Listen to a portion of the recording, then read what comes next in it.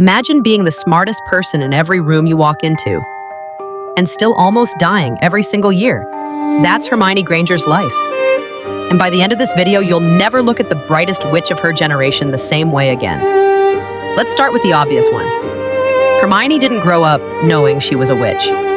She grew up as a completely normal kid with 2 dentist parents, reading books for fun, being the weird smart girl nobody wanted to sit with. Therefore, when her Hogwarts letter finally showed up, you'd think that would be the moment everything got better. But it didn't. Because showing up to a magical school as a Muggle-born comes with a giant target on your back. Within her first few months, kids were calling her Mudblood. Not as a joke, as a slur, one specifically designed to make her feel like she didn't belong in the world she'd just discovered. Imagine finding out magic is real, and the first lesson you learn is that half the wizarding world thinks your blood makes you inferior. That's not a great welcome package. But here's the thing about Hermione. She didn't shrink. She got better, smarter, sharper. She buried herself in books because knowledge was the one thing nobody could take away from her. Therefore, by her first year, she was already outperforming kids who'd grown up around magic their entire lives. Impressive, right? Except being the best comes with its own tax. Because Hermione wasn't just smart, she was the friend who had to fix everything. Ron forgot his homework? Hermione had the answer. Harry needed to survive a basilisk, a dementor, or literal death itself. Hermione had a plan. She wasn't allowed to just be a kid. She was the built-in emergency response team for 2 boys who kept nearly getting themselves killed, and nobody ever really asked if she wanted that job. Speaking of nearly getting killed, let's talk about the time turner. In her 3rd year, Hermione was quietly given a magical device that let her rewind time so she could attend more classes. Sounds cool? But picture actually living that. Every single day was doubled. She was exhausted, stressed, and running herself into the ground just to keep up academically while still saving Sirius Black's life on the side. Most 13-year-olds are worried about homework.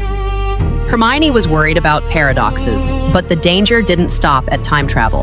It escalated.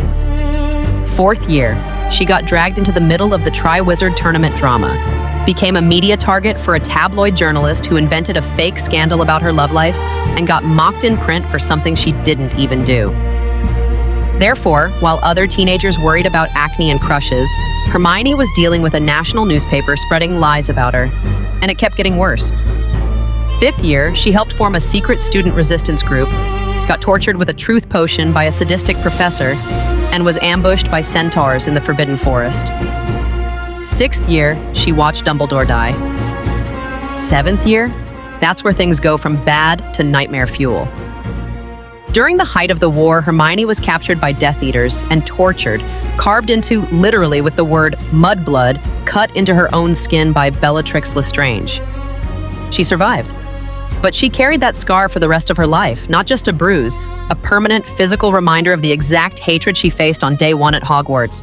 So let's recap what being the smartest witch of her generation actually cost her.